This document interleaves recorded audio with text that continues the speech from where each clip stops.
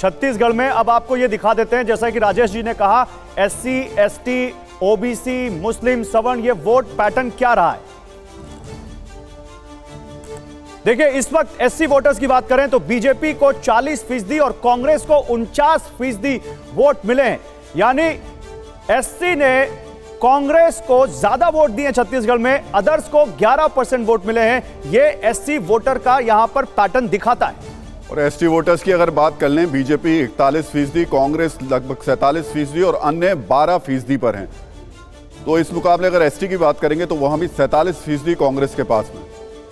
और OBC की बात कर लेते हैं। अब देखिए, SC, ST दोनों कांग्रेस की तरफ ज्यादा जाते दिख रहे हैं, लेकिन OBC क्या कहता है। OBC में भी यहां पर आप देखिए बीजेपी को ज्यादा वोट मिलते दिख रहे हैं। OBC वोटर्स ने छत्तीसगढ़ में बीजेपी को 48%, कांग्रेस को 43% और अदर्स को 9% वोट मिलते दिख रहे हैं।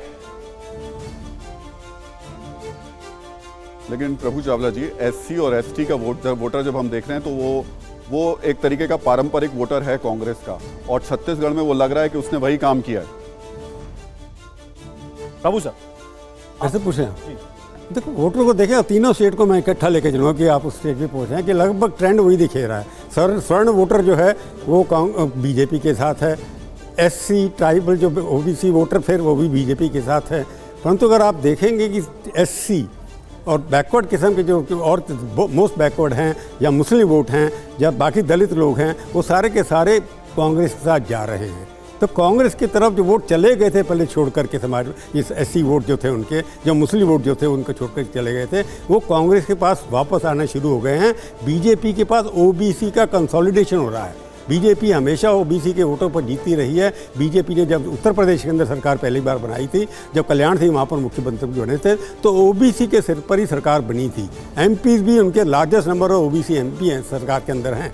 तो OBC और स्वर्ण हिंदू का जो कम्बिनेशन है, अब OBC में हिंदू भी आते हैं कि नहीं आते हैं, ये उसको देखना पड़ेगा कि हिंदू स्वर्ण को अलग डिवाइड कर रहे हैं, किस तरह से ओपिनियन पोल वाले करते हैं। पर क्या आप मान के चल रहे हैं जो इंडिया गठबंधन कोशिश कर रहा था कि बांट दिया जाए, जातियों के हिसाब से वोट पड़ने शुरू हो, ये इलेक्शंस एक तरीके से उसके संकेत दे रहे हैं?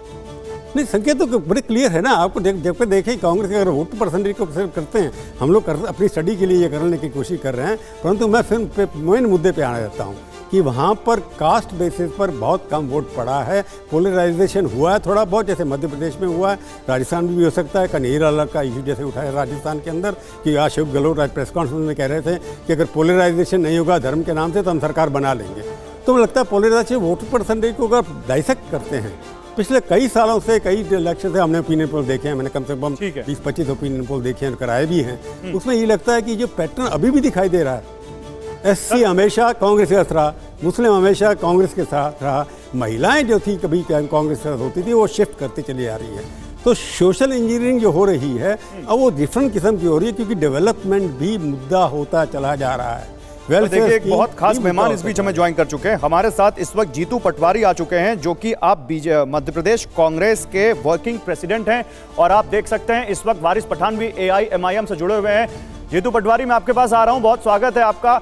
मध्य प्रदेश में तो आपके लिए अच्छी खबर भी है, लेकिन पहले वारिस पठान, हिंदी हार्टलैंड के 3 बड़े स्टेट मध्य प्रदेश, छत्तीसगढ़ और राजस्थान, 2 में कांग्रेस और 1 में बीजेपी, ये नतीजे 2024 के लिहाज से क्या कहते हैं, क्या लगता है आपको?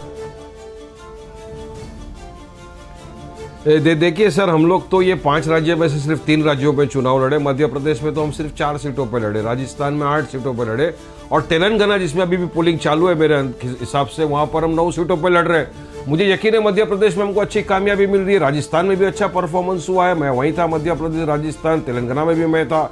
और आज तेलंगाना का मैं आपको बताऊंगा सर, तो पूरे आसमान में सिर्फ मजलिस की पतंग ही दिख रही थी। 9 में से मुझे यकीन है 7 सीट पर तो हम भारी अक्सरियत के साथ, बड़ी मार्जिन के साथ जीत रहे हैं, और जो 2 सीटें उसमें भी टफ फाइट है, वो भी हम निकाल लेंगे, कोई उसमें फर्क नहीं पड़ता। मगर फिर से मुझे यकीन है कि इस बार तेलंगाना में तीसरी मर्तबा BRS अपनी सरकार बनाएगी, KCR साहब बनेंगे चीफ मिनिस्टर वहां कर, क्योंकि पब्लिक ने एक तरफ बीजेपी दूसरी तरफ कांग्रेस दोनों को भी सपोर्ट नहीं किया, दोनों को नकारा, क्योंकि दोनों की एक अपीसमेंट पॉलिटिक्स चल रही थी। वो अपीसमेंट था क्या, कौन बड़ा हिंदू की होड़ लगा दिया था इन लोगों ने, कभी मोदी जी बोल रहे थे हम बड़े जो सबको फ्री में लेके चले जाएंगे अगर जीते तो रामलला के दर्शन करने, तो कांग्रेस के अंदर राहुल गांधी ने हनुमान जी की वो चालू किया। मगर हम तो विकास की बात करते, डेवलपमेंट की बात कर रहे थे और लोगों को यकीन है कि हर मुद्दे के ऊपर अगर किसी ने उनकी आवाज उठी, चाहे कोविड काल में आप देख लो, चाहे मॉब लिंचिंग पे देख लो, बेकसूर लोगों को जो मारा जाता था, चाहे जेएसआर के नाम पे मारा जा रहा हो, तब भी हर वक्त अगर किसी ने सही आवाज उठाई और मजलूमों के साथ, दलित भाइयों के साथ, क्रिश्चियन भाइयों के साथ, सबके साथ जो खड़े रहे वो असल के अंदर थे मजलिस AIMM वाले। तो हमको पब्लिक ने सपोर्ट किया है, समर्थन दिया। 3 तारीख को डब्बे खुलेंगे तो आपको पता चलेगा। बीजेपी के लिए तो टाटा बाय बाय हो चुका है और इसको आप सेमीफाइनल नहीं बोल सकते, फाइनल ही है। ये बीजेपी गई टाटा बाय बाय, क्योंकि सेमीफाइनल तो इंडिया में जीता था, क्रिकेट की बात बता रहा हूं आपको। बाद में फाइनल के अंदर वो हार गया, हार जीत लगी रहती है, मगर ये ही फाइनल है। बीजेपी की बात कर रहे हैं वारिस पठान साहब, उस पर एक बड़ा महत्वपूर्ण सवाल है हैदराबाद को लेकर, आपके पास आएंगे।